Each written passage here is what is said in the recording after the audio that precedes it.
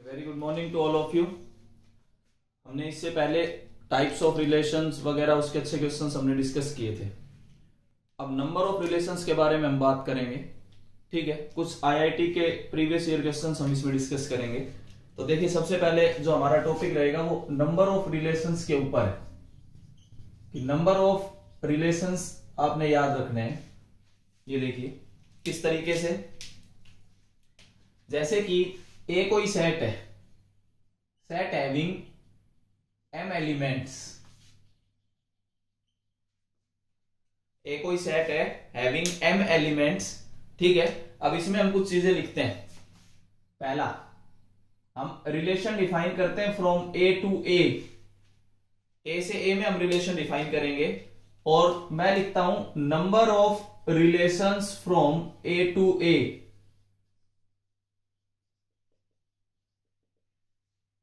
ए से ए में कितने रिलेशन होंगे, वो होंगे 2 raise to the power m square. पहली कंडीशन याद रखना, the number of relations from A to A is 2 raise to the power m square. Second अब हम डिस्कस करेंगे। सेकंड में हमारे पास है the number of reflexive relation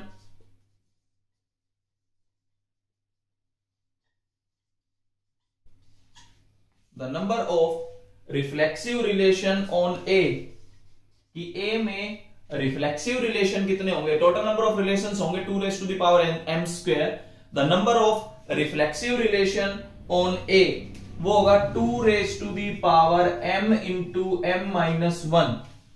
या आप ये भी लिख सकते हो 2 raise to the power m square minus m। इतने रिफ्लेक्सिव रिलेशन होंगे। टोटल है आपके पास 2 raise to the power m square, उसमें से रिफ्लेक्सिव रिलेशन की नंबरिंग होते कितने नंबर्स होंगे, रिफ्लेक्सिव रिलेशन कितने होंगे 2 raise to the power m square minus m। इसके बाद the number of symmetric relation, ये सारे नोट कर लेना भाई। The number of symmetric relation on A, कि सिमेट्रिक रिलेशन कितने होंगे वो देखिए 2 raise to the power m into m plus 1 divided by 2। ये सारा पावर में है, मतलब आपके पास आया 2 raise to the power m square plus m divided by 2। इतने आपके नंबर ऑफ सिमेट्रिक रिलेशंस होते हैं। 2 raise to the power m square plus m divided by 2। Number of reflexive relation 2 raise to the power m square minus m। Number of symmetric relation 2 raise to the power m square plus m divided by 2। मतलब आप इसको ऐसे याद रख सकते हो, ये तो सम ऑफ फर्स्ट नेचुरल नंबर्स होता है n into n plus 1 by 2। उस तरीके से आप याद रख सकते हो कि 2 की power m into m plus 1 divided by 2, और उसमें होता है 2 की power m into m minus 1।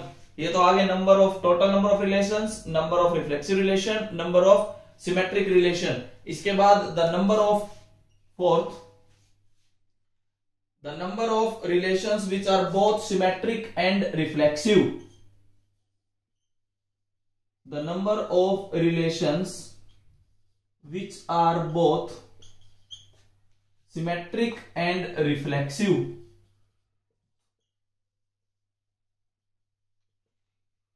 ऐसे रिलेशन जो दोनों सिमेट्रिक भी होंगे और रिफ्लेक्सिव भी होंगे, तो ये आएगा 2 raise to the power m into m minus 1 divided by 2।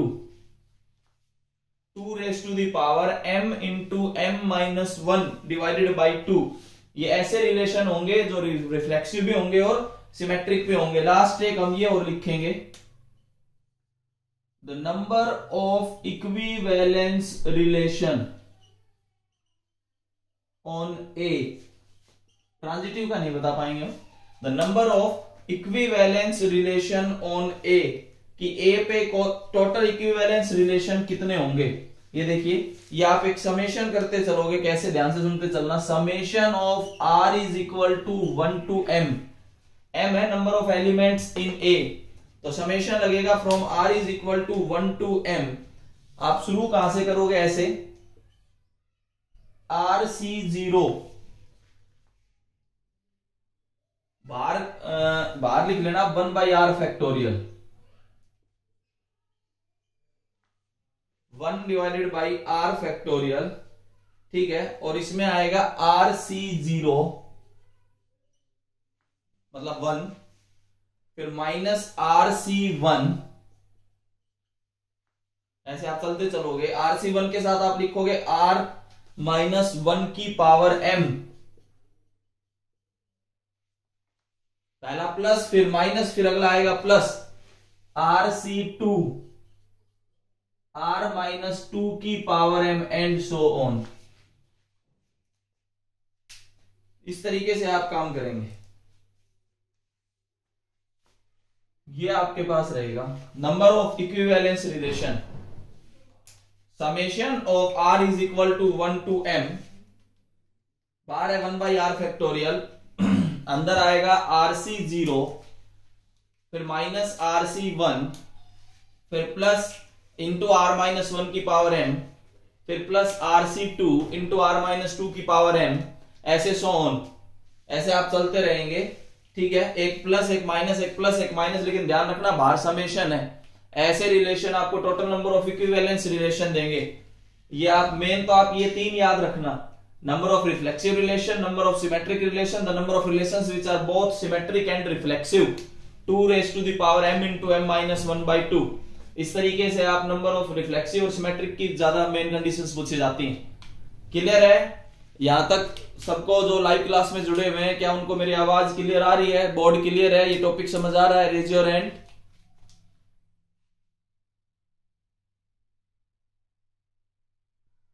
Okay,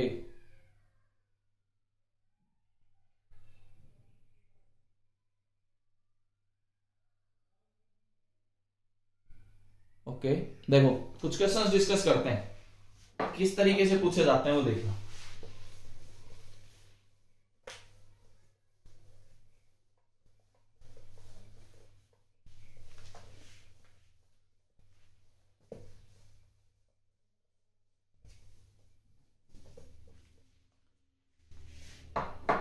देखिए, एक तो मैं लिख रहा हूं IIT JEE main 2015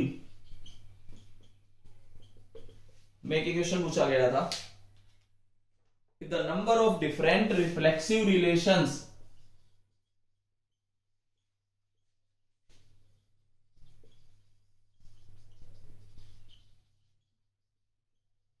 the number of different reflexive relation on a set A is equal to the number of different symmetric relations is equal to the number of different symmetric relations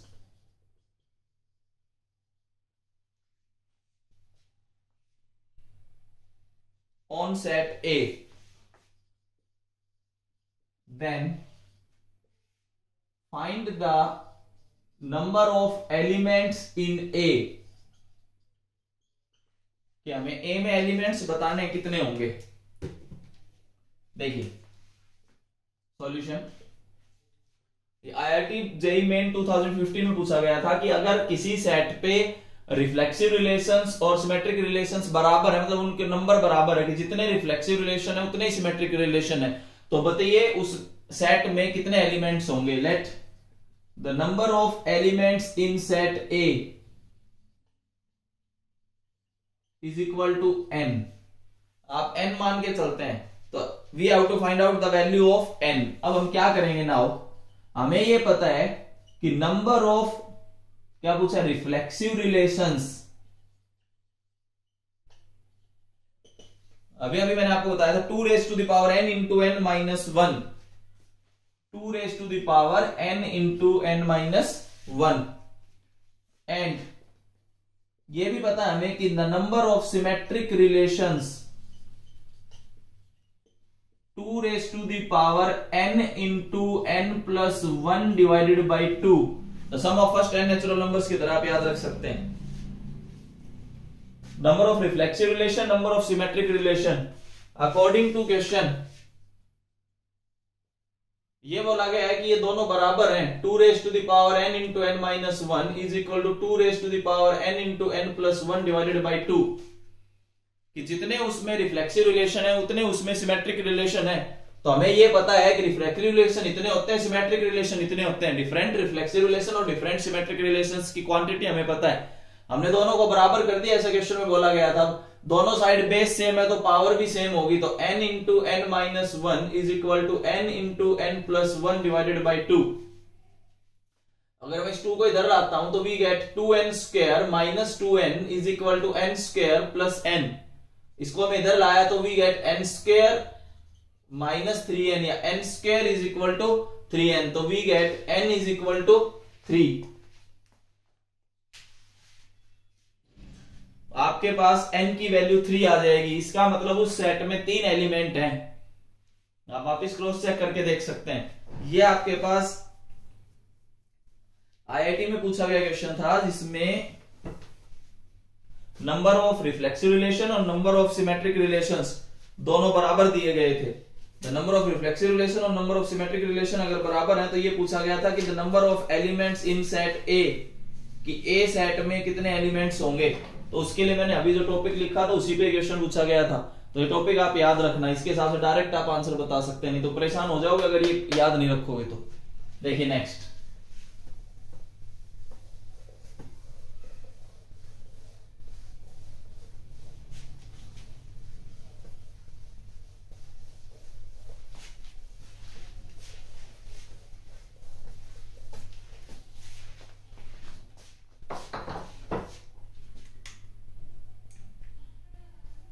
एक question और करते हैं इसी पे। Find the number, ताकि concept clear हो। Find the number of, पहला relations, दूसरा सिमेट्रिक रिलेशन,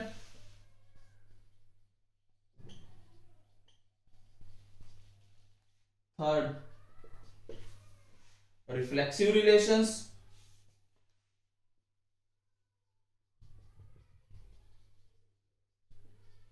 हमें बताना है कि अब ये कंप्लीट लिखूंगा आगे। Find the number of relations, reflexive relations, symmetric relation, fourth एक और पार्ट इसमें लिख लेते हैं, रिफ्लेक्सिव सिमेट्रिक रिलेशंस। ये 4 पार्ट हम डिस्कस करेंगे। किस पे? On the set A is equal to ABC, कि कोई सेट गिवन है, इस पे ये 4 पार्ट आपको डिस्कस करके देखना है। देखिए आपके पास एक सेट है जिसमें एलिमेंट्स हैं A B C, इसका मतलब इसका कार्डिनल नंबर 3 है। इसमें नंबर ऑफ एलिमेंट्स 3 है, मतलब आप इसको ये भी दिखा सकते हैं n इज इक्वल टू 3, मतलब कार्डिनल नंबर। ये लिखने का तरीका, ये तो किसको रिप्रेजेंट करता है? Cardinal number of set. इस सेट का कार्डिनल नंबर कितना है? 3 है, तो उसमें नंबर ऑफ एलिमेंट्स कितने हैं? 3 है। अब देखिए पहला पार्ट, नंबर ऑफ रिलेशंस, हमें ये पता है 2 raise to the power n square, तो आपके पास नंबर ऑफ रिलेशंस आएंगे 2 raise to the power 3 square, 2 raise to the power 9। n की वैल्यू यहां पे 3 है। अगर 2 raise to the power 9 solve करोगे तो वी गेट 512। इसका आंसर पहले का 512 है। फर्स्ट पार्ट आपके पास ये आता है। सेकंड पार्ट में वो बात करता है the number of symmetric relations. Symmetric relations में आपने ये पढ़ा है n, देखिए the number of symmetric relations 2 raise to the power n into n plus 1 divided by 2। Symmetric में आपने ये पढ़ा, तो 2 raise to the power 3 into 3 plus 1 divided by 2, that is 2 raised to the power 6। ये आएगा 3 plus 1 4, 4 divided by 6, 2 raised to the power 6 मतलब 64। Third part, the number of reflexive relations, reflexive relation 2 raised to the power n into n minus 1, we get 2 raised to the power 3 into 3 minus 1 which is equal to 2 raised to the power 6, 64। पिछले वाले question का भी cross check हो गया है। पिछले question में ये बोला गया था कि सिमेट्रिक रिलेशन और रिफ्लेक्सिव रिलेशन अगर बराबर है तो नंबर ऑफ एलिमेंट्स कितने आते हैं? 3 आए थे। अब की बार मैंने क्या किया, 3 लेके देख लिया। अगर मैं 3 एलिमेंट्स लेता हूं तो देखिए सिमेट्रिक रिलेशन और reflexive relation, number of symmetric relation और नंबर ऑफ रिफ्लेक्सिव रिलेशन दोनों बराबर आते हैं। ये भी 64 और ये भी 64। आपको इसीलिए ये क्वेश्चन करवाया गया है कि इसमें 3 ही लेके मैं चल रहा था ताकि क्रॉस चेक भी हो जाए कि क्या ये सही था जो हमने पीछे किया था। अगर हम आगे बढ़ते हैं, इसमें लास्ट एक ये पूछा गया, the number of relations which are reflexive and symmetric both. अगर बोथ की कंडीशन आप अप्लाई करते हैं फोर्थ पार्ट में, the number of reflexive symmetric relation is equal to 2 raised to the power n into n minus 1 divided by 2. तो we get 2 raised to the power 3, we get 8. 8 ऐसे relation होंगे जो आपके reflexive और symmetric दोनों होंगे। ऐसे रिलेशन आपको 8 मिलेंगे। ये शायद समझ आ रहा होगा कि इस तरीके के क्वेश्चंस पूछे जाते हैं। नंबर क्वांटिटी पे, नंबर ऑफ रिलेशंस पे, सिमेट्रिक रिफ्लेक्सिव पे ज्यादा जोर रहता है, तो इसको थोड़ा सा आप ध्यान में रखना कि किस तरीके से किया जाता है। नेक्स्ट, शायद समझ आ रहा होगा।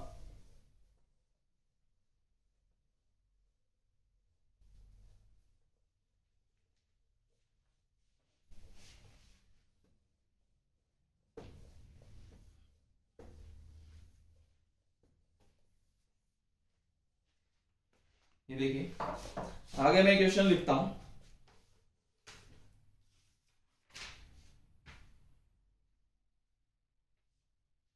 ऑन द सेट, अगला क्वेश्चन है,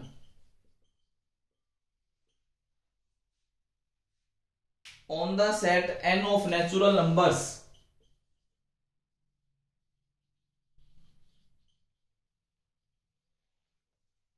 on the set n of natural numbers, define the relation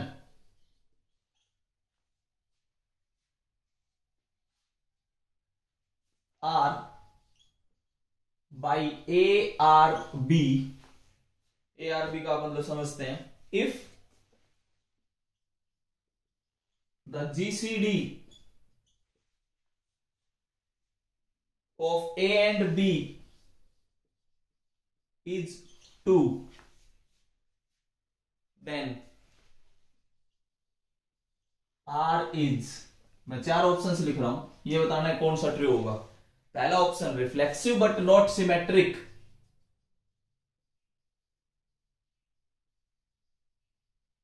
दूसरा ऑप्शन सिमेट्रिक ओनली,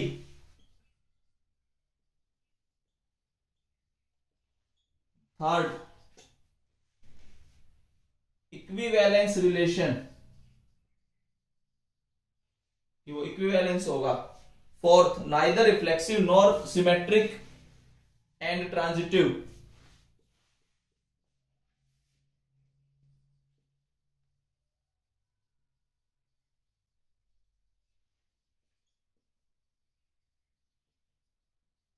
ये क्वेश्चन कि नेचुरल नंबर्स के ऊपर आप एक सेट डिफाइन करते हैं, रिलेशन डिफाइन करते हैं n के ऊपर, और कंडीशन ये दे दी कि जीसीडी का मतलब होता है HCF, ग्रेटेस्ट कॉमन डिवाइजर, मतलब हाईएस्ट कॉमन फैक्टर। अगर आप जीसीडी की बात करें तो जीसीडी का मतलब होगा HCF, कि HCF के बारे में बात कर रहे हैं। देखिए करना कैसे, पहले तो मैं रिलेशन डिफाइन करता हूं, रिलेशन A, B, जिसने कंडीशन दी है उसको मैं तरीके से लिखता हूं, A, B such that A belongs to natural number, B belongs to natural number, ये दोनों नेचुरल नंबर हैं। और कंडीशन ये है कि HCF इज इक्वल टू 2। देखो HCF लिखने का तरीका ये होता है, ऑर्डर्ड पेयर की तरह अगर आप लिखते हो नंबर सिस्टम को तो इसका मतलब HCF है, ये लिखो चाहे आप इसको ये लिखो, HCF लिखो चाहे GCD लिखो of A and B is equal to 2। कैसे लिख लो, एक ही बात है कि वो ऑर्डर्ड पेयर ही रिलेशन में आएंगे जिन ऑर्डर्ड पेयर के दोनों एलिमेंट्स का HCF 2 है। ये पूछा गया था कि अगर हम नेचुरल नंबर पे बात करें तो ये जो रिलेशन है इन 4 ऑप्शंस में से किसको सेटिस्फाई करेगा, हमें ये बताना है कि क्या ये सिमेट्रिक होगा, रिफ्लेक्सिव होगा, या जो भी आपको ऑप्शंस नजर आ रहे हैं। देखिए सबसे पहले हम रिफ्लेक्सिव की बात करें अगर, तो रिफ्लेक्सिव के लिए तो हमें A, लेना होता है, डबलेट्स। अब डबलेट का मतलब हो गया कि मतलब B is equal to A। अब एक बात और है कि अगर मैं HCF या GCD जिसको आप बोल रहे हो A एंड A का HCF लू तो वो क्या आएगा, A ही आएगा। अब ये जरूरी तो नहीं है, it is not necessary to, ये जरूरी नहीं है कि ये दो ही आए, ये दो तो कभी आएगा जब केवल दो और दो होगा। इसके अलावा तो इसका मतलब जितने भी बाकी के ऑर्डर्ड पेयर्स हैं वो इसमें रिलेशन में नहीं आएंगे। इसका मतलब नॉट रिफ्लेक्सिव। रिफ्लेक्सिव का मतलब होता है कि सारे के सारे ऑर्डर्ड पेयर में सारे के सारे डबलेट्स आपके रिलेशन में आने चाहिए। यहां पे तो केवल आपको 2,2 ही डबलेट नजर आएगा, इसके अलावा कोई डबलेट नजर नहीं आएगा। क्यों? जैसे आप 3,3 लोगे तो आपको HCF 3 नजर आएगा, 4,4 लोगे HCF 4 आएगा, 1,1 लोगे HCF 1 आएगा। और हमें केवल वही रिलेशन में ऑर्डर्ड पेयर्स लेने हैं जिनका HCF 2 होगा। तो इसका मतलब 2,2 को छोड़ के कोई भी डबलेट इस रिलेशन में नजर नहीं आएगा। इसका मतलब दिस इज नॉट रिफ्लेक्सिव, कि ये रिफ्लेक्सिव नहीं है। अब हम सिमेट्रिक की बात करते हैं। एक तो क्लियर हो गया कि रिफ्लेक्सिव तो नहीं है, रिफ्लेक्सिव नहीं है, इसका मतलब पहला ऑप्शन तो कट गया, तीसरा भी कट गया, ना पहला हो सकता है ना सी हो सकता। अब लड़ाई रहेगी बी और डी की। बी और डी में कैसे आएगा देखिए, अगर हम सिमेट्रिक की बात करें तो गिवन में तो हमारे पास हमेशा ये आता है कि A, B रिलेशन में होगा, और हमें ये प्रूव करना होता है कि B, A रिलेशन में है या नहीं है। टू चेक, प्रूव की जगह हम यहां क्या लिखेंगे, चेक करेंगे, क्योंकि हमें नहीं पता कि है या नहीं है, तो हम ये चेक करना चाह रहे हैं कि ये सिमेट्रिक है या नहीं है। अब देखिए इसको कैसे करोगे। नाउ A, B रिलेशन में है, इसका मतलब HCF of A and B कितना आना चाहिए, 2। अगर ये रिलेशन में है, A, B अगर रिलेशन में है तो इसका मतलब दोनों एलिमेंट्स के HCF 2 आ रहा है। तो इसको हम ऐसे भी लिख सकते हैं, the HCF of B and A is also 2। जब A और B का HCF 2 है तो B और A का भी HCF 2 होगा, तो इसका मतलब B, A belongs to R। इसका मतलब द रिलेशन इज सिमेट्रिक। एक ही ऑप्शन बचा, फिर तो आगे हम चेक करेंगे भी नहीं, हमारे पास आंसर आ गया बी।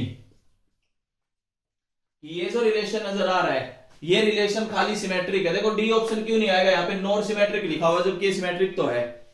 तो आपके तीन ऑप्शंस कट गए, रिफ्लेक्सिव है नहीं, सिमेट्रिक ये है, सिमेट्रिक ओनली आएगा, ये ट्रांजिटिव भी नहीं आएगा। अगर आप ट्रांजिटिव भी चेक करोगे तो ट्रांजिटिव नहीं आएगा। देखो कैसे, मैं आपको ट्रांजिटिव की भी कंडीशन चेक कर देता हूं कि किसी को लगे सर ट्रांजिटिव क्यों नहीं बताया। ट्रांजिटिव की बात और करते हैं, लीजिए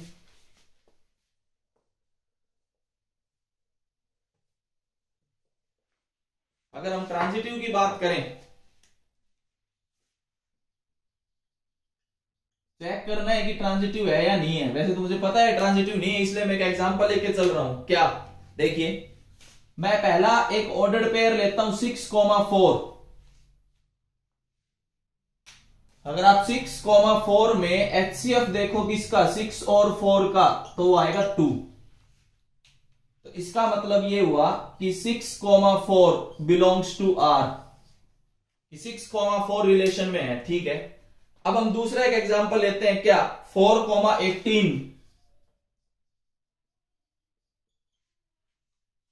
अगर आप 4,18 लेते हैं तो इसका मतलब यहां पे अगर आप चेक करें तो HCF ऑफ 4 और 18 ये भी 2 ही होता है। इसका मतलब 4,18 भी किस में है, रिलेशन में। 6,4 भी रिलेशन में है, 4,18 भी रिलेशन में है। नाउ अब हमें 6,18 चेक करना है। 6,18, अगर आप 6,18 चेक करते हैं और इसका HCF अगर फाइंड करें तो HCF ऑफ 6 एंड 18 इज 6।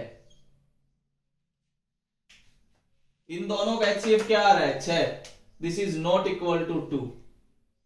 इसका मतलब ये हुआ कि 6,18 does not belongs to R।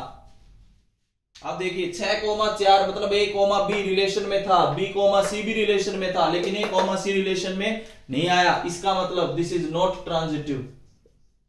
हो सकता है वैसे आ जाए सब्जेक्टिव में कि GCD के ऊपर कि ये कहे कि बताइए, ये प्रूव करके दिखाइए कि ये रिफ्लेक्सिव नहीं है, सिमेट्रिक है और ट्रांजिटिव नहीं है। तो आपको तीनों पार्ट्स इस तरीके से करने हैं, मैंने तीनों आपके आगे लिखे हैं।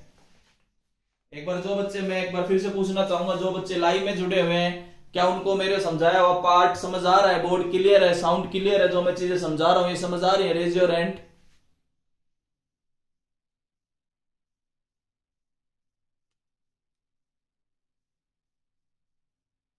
Okay, very good.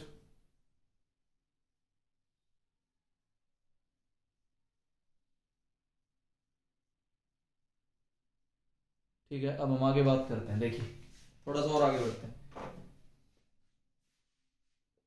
नोट जरूर कर लेना भाई इनको।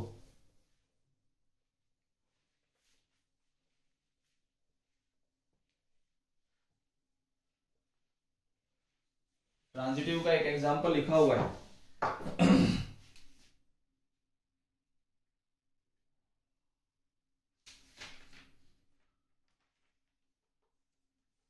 देखिए, एक और बात करते हैं। Let a relation are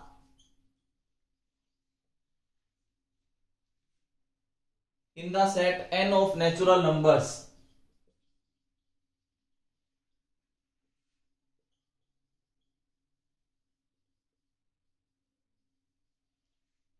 let a relation R in the set of natural numbers be defined as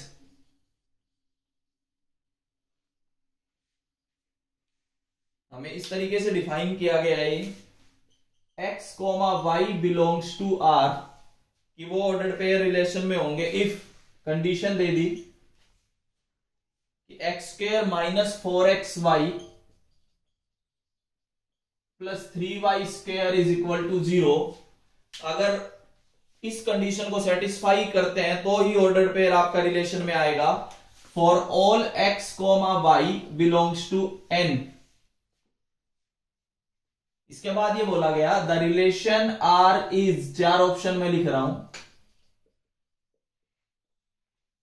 कि रिलेशन R क्या होगा, ये आपने बताना है। फटाफट अपना नोट जरूर करना होगा इन क्वेश्चंस को।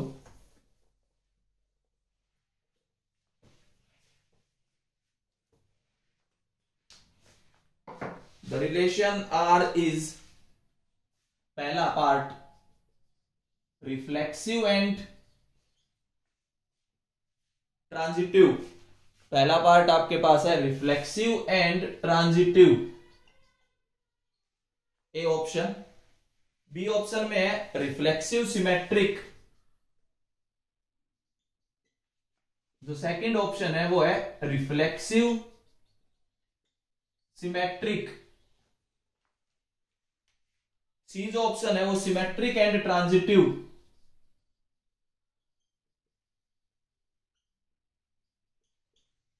और जो डी ऑप्शन है वो है इक्विवेलेंस रिलेशन।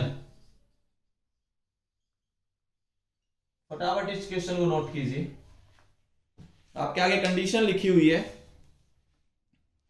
और आपको यह बताना है कि ये जो रिलेशन मैंने लिखा है ये कैसा रिलेशन है। रिफ्लेक्सिव है, रिफ्लेक्सिव सिमेट्रिक है, सिमेट्रिक ट्रांजिटिव है, जो भी आपको आगे 4 ऑप्शंस नजर आ रहे हैं, या फिर ये इक्विवेलेंस रिलेशन है। इन 4 ऑप्शंस में से आपको बताना है।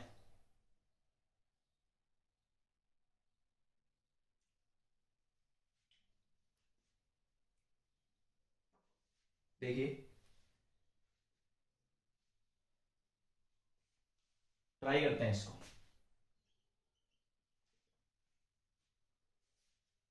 पहले तो मैं रिलेशन लिखता हूं। Relation from n to n, natural number to natural number is, आपके पास रिलेशन है x, y ऑर्डर्ड पेयर है और x भी नेचुरल नंबर है, y भी नेचुरल नंबर है, और कंडीशन है x² minus 4xy plus 3y² is equal to 0।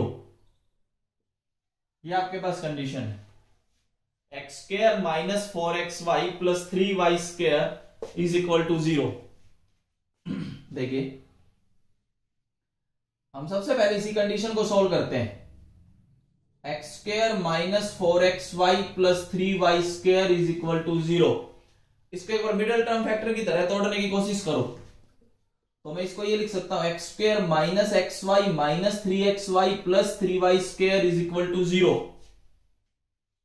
मैं दोनों में से x कॉमन लेता हूं, we get x minus y. इधर से मैं 3y कॉमन लेता हूं, we get x minus y is equal to 0। मैंने इस कंडीशन को सोल्व करने की कोशिश की है। यहां से हमारे पास आया x minus y into x minus 3y is equal to 0।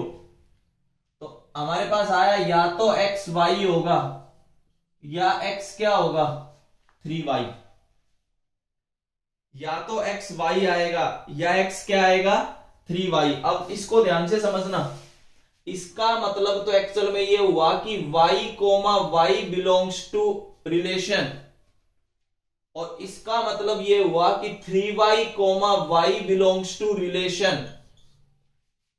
आप इनको समझो, आउटपुट तो y है भाई, आप ऑर्डर पेयर में देख लो, इनपुट x है आउटपुट y है, यहां पे x की वैल्यू तो आई है। अब x को अगर मैं y रख दूं तो ऑर्डर पेयर आउटपुट तो y रहनी है, x की वैल्यू आप y में चेंज कर सकते हैं, तो इसका मतलब y कोमा y भी रिलेशन में होंगे। और x की जगह अगर 3y रख दो तो 3y इनपुट है लेकिन y आउटपुट रहेगी, तो y इनपुट देने पे y आउटपुट मिलेगी, 3y इनपुट देने पे भी आपको क्या मिलती है y आउटपुट। तो आपको ये दो ऑर्डर पेयर, दो टाइप के ऑर्डर पेयर आपको रिलेशन का पार्ट मिलेंगे। देखिए, एक तो ये ऑर्डर पेयर है, एक ये ऑर्डर पेयर है। अगर आप इस ऑर्डर पेयर को देखें तो ये क्लियर है, द रिलेशन इज रिफ्लेक्सिव। ये समझ आ गया होगा क्योंकि डबलेट्स आपको नजर आ रहे हैं। मैं एक बार फिर रिपीट करता हूं, हमने इसको सॉल्व किया, इस कंडीशन को मिडिल टर्म फैक्टर की तरह सॉल्व करने की कोशिश की। We get x is equal to y और x is equal to 3y। दोनों में यूनियन है, बीच में और है, ध्यान रखना यूनियन चल रहा है, यूनियन या तो ये या ये, मतलब दोनों आपके उसमें आ सकते हैं। अब अगर x को y लिया तो इनपुट बनी y, आउटपुट भी हमारे पास क्या है y है। y comma y belongs to relation, इसका मतलब रिलेशन क्या है रिफ्लेक्सिव, कि ये रिलेशन आपका रिफ्लेक्सिव आ गया क्योंकि इसमें सारे डबलेट आ गए।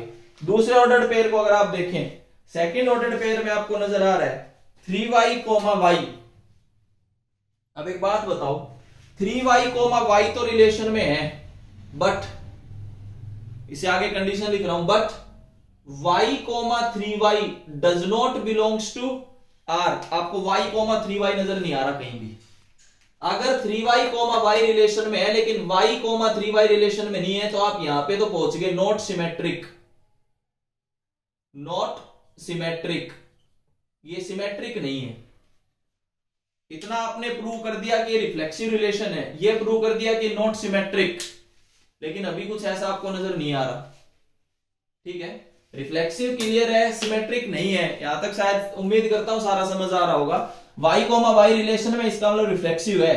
3y कोमा y रिलेशन में है, लेकिन हमें ये तो नहीं मिला कि y कोमा 3y रिलेशन में है, तो इसका मतलब दिस इज नॉट सिमेट्रिक, क्योंकि सिमेट्रिक की कंडीशन आपने पढ़ी थी, a कोमा b अगर रिलेशन में है तो b कोमा a भी रिलेशन में होना चाहिए, तो वो तो है नहीं इसमें, तो दिस इज नॉट सिमेट्रिक। बात किसकी आती है अब, ट्रांजिटिव की। ट्रांजिटिव के लिए आप ये वाला ऑर्डर पेयर चेक करो, मैं ट्रांजिटिव की बात कर रहा हूं। मैंने डेफिनेशन बताई जब भी ये कहा था कि एक एक ऑर्डर पेयर हम चेक कर सकते हैं।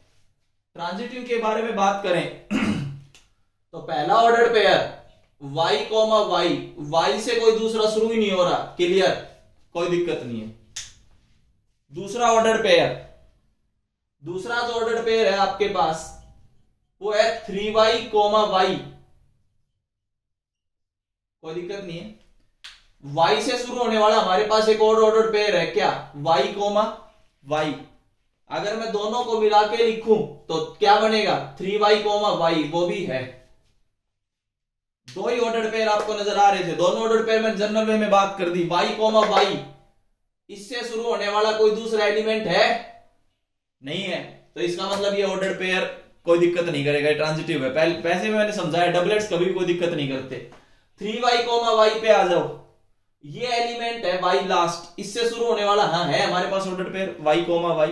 अगर मैं दोनों को कंपेयर करके देखूं a comma b comma c, तो a कोमा c क्या बना 3y कोमा y, वो तो है, तो इसका मतलब ये ट्रांजिटिव है। दोनों ऑर्डर पेयर आपको ट्रांजिटिविटी की कंडीशन देते हैं। तो इसका मतलब ये जो रिलेशन है ये रिफ्लेक्सिव एंड ट्रांजिटिव है। Option number A is true. Symmetric नहीं है, रिफ्लेक्सिव एंड ट्रांजिटिव है। शायद उम्मीद करता हूं यहां तक के जितने भी क्वेश्चंस मैंने डिस्कस किए, कुछ टॉपिक्स डिस्कस किए, नंबर ऑफ लेसन्स डिस्कस किए, समझ आया होगा। इससे आगे हम नेक्स्ट वीडियो में डिस्कस करेंगे। Thank you.